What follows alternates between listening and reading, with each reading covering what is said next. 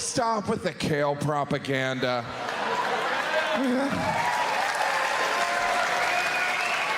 That stuff tastes like bug spray. I was looking at a can of bug spray. It said made with real kale. But that's the latest health trend. There's a new one every 6 weeks. When I was a little kid, cottage cheese was considered healthy. My mom and my sisters, we're being healthy by eating this tub of cheese curds. Because to be thin, you eat things that look like cellulite. Remember when pita was healthy? Pita's not bread, it's from the Middle East. Take cheese, bad for you, put it in pita, it's okay. That's why when I smoke crack, I do it on pita. We're still in the middle of the wrap phase. Wraps are so good for you. When you roll food, it takes the calories out. It becomes a sandwich wand. Ta-da! No calories. It's like sushi, but not enjoyable. There's good fats and bad fats. I like to think of myself as a good fat. I did discover that I'm gluten-free. Anyone gluten-free here? Yeah, I was just kidding. You're a communist. Obviously, people that are gluten-free are like any other American, except for they're allergic to wheat. The amber waves of grain. Doesn't mean they don't love their country, just means they can't stomach the Purple Mountains magic. Those are the people we should be screening at airports. Are you gluten-free / a terrorist? I don't judge, I report, you decide. There's new milk every 6 weeks. Oh, you shouldn't be drinking cow's milk. Don't drink cow's milk. You should drink soy milk. And they discovered soy milk's all estrogen. You should drink soy milk unless you want to have sons with testicles. Or you could drink rice milk, and they discovered rice milk is like drinking carbs. Or you could drink almond milk because almonds make milk. Unless you have a nut allergy, then you could drink hemp milk, which is like a nut-free almond milk made from rope. Or you can try this new milk that's called cow's milk. It's big in Europe. But really, this is the kale era, right? Kale is a superfood, and its special power is tasting bad. It's inedible. All you have to do is freeze dry it, cover it in cayenne peppers, put it in a shake, and bury it in the ground. Kale is so good for you. It's like a really bitter spinach with hair. Kale is so good for you. They could find out kale cures cancer, and I would still be like, I'm just gonna do the chemo, all right? I've tried the kale. Haven't we evolved as a species so we no longer have to eat things like kale? You know, there were cavemen. One day, son, we no longer forage through weeds. We eat porterhouse steak and no longer sound like Cookie Monster. Now we go to Yum Yum Donut.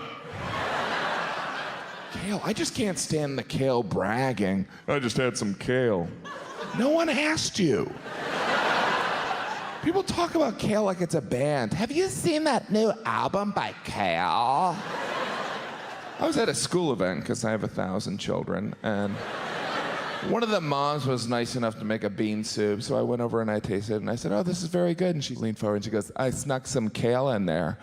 And I wanted to throw the bowl at her. Because she was trying to impress me with a vegetable. Oh, wow. You smarty.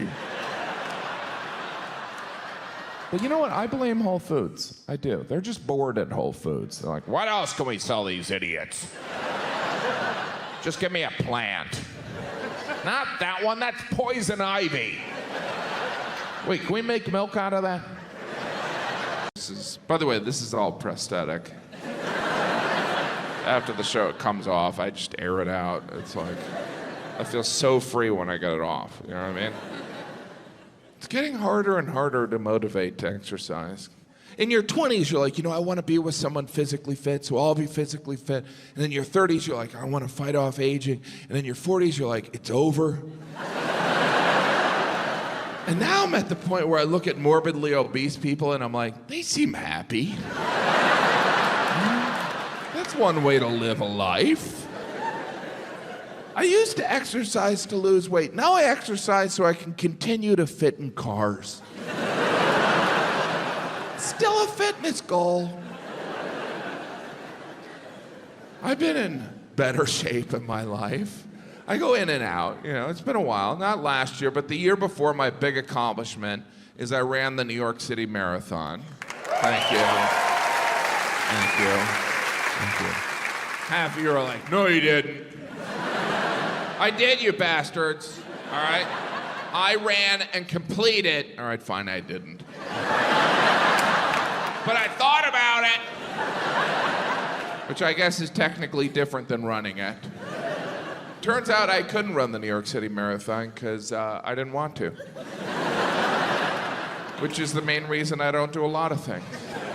I just rarely admit it. It's like, hey, Jim, why don't you come to my birthday party? I didn't want to. We never really reply to invitations that way. Don't want to go. Completely available, just not interested. Really wish I wasn't there, so I won't be. I know people who have run the New York City Marathon. They always bring it up. They're like, yeah, I ran the New York City Marathon. I was asked, did you win?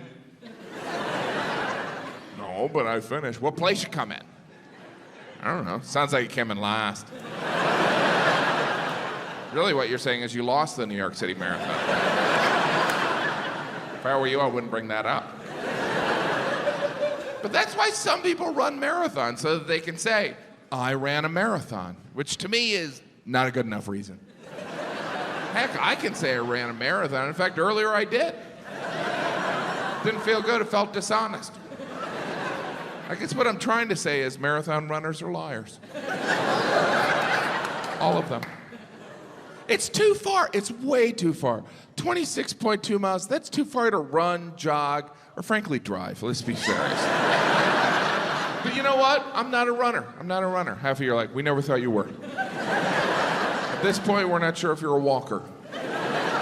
But running is huge, right? There are stores just for runners. There's magazines dedicated to running. Runner's World, a magazine all about running. And if you thought running was boring, wait till you read about running.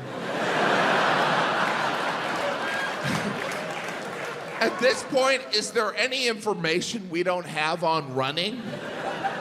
Oh, you're supposed to use your arms when you run. What? I think I've been running backwards. No wonder I keep losing. The runner's high, I'm sure that's not a myth. Let me get this right. You're confusing exhaustion for high? Have you ever been high before? How can you confuse I can't breathe with joy? I am Catholic. Any Catholics here? Yeah. I am Catholic because I truly believe that's what my wife wants. In a way, she's my higher power, and she's definitely a punishing God. I was raised Catholic, but I'm Catholic because of my wife, and she didn't pressure me. She just said, "This is what you believe now." It wasn't like the Spanish Inquisition, but there was an implied convert or die. I never miss church. I never miss church when I'm home. When I travel, it's less consistent, meaning I never go.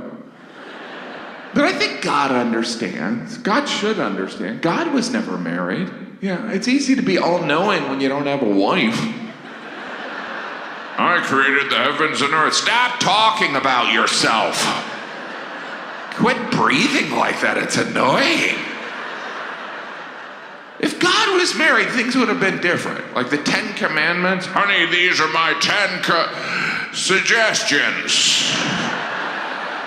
Mind you, these are not set in stone, but I wanted to get your approval. Oh, now's not a good time. I'll come back, sorry. If God had a wife, he probably wouldn't have rested on that seventh day. I am wiped out. Oh, you want me to clean the garage? Fine. I'll change the light bulb. Let there be light. All right, I'll do it. I'm a rather compliant husband. I believe happy wife, happy life. I do. And I know, and I mean that in a very pandering way. No, I still make mistakes. Like I recently posted a photo of my wife without getting her approval. Dumb mistake. She was like, why'd you post that photo? And I was like, well, I thought we looked good. And she's like, but I didn't approve it. And I'm like, it was our wedding picture. And well, just get approval next time. Sometimes the compliance backfires. Recently we renovated the bathroom in our bedroom. And during the renovation, I was showering in the kids' bathroom. And when the renovation was over, my wife was like, why don't you continue showering in the kids' room? She wanted to kick me out of my own bathroom. And you know how I responded? All right, fine. Because I'm a man. Occasionally I'm assertive. I'll say, you know what, I don't want to do that. In fact, I'm not doing that. And when I have these moments of non-compliance at home, they're affectionately referred to as Jim's in a mood. Oh, Jim's in a mood. Oh, you don't want to do exactly what I want? You must be in a mood. And she will talk about my so-called moods with anyone that wants to hear about it. I've heard her on the phone with friends. Yeah, Jim's in a mood. To the FedEx guy. Sorry, my husband's in a mood. Like I'm a dog that needs to be trained. He's sometimes a bad boy. It's definitely a double standard.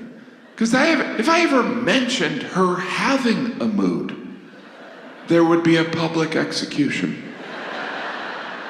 And of course, she's human. She has emotions. She has feelings. I understand female biology. She keeps track of all the stuff on her phone. Men should have access to those apps. Right? We could use them like a weather alert. This weekend's gonna be brutal. Big storm coming in. Yeah, I'm gonna head to the basement now. Better safe than sorry. I say that with respect and a certain amount of fear. Because I fear my wife. I think most husbands have a fear of their wives. And that doesn't mean the husband's weak or the wife's evil. I mean, to an untrained eye, it may appear that way. But to a trained eye, it definitely appears that way.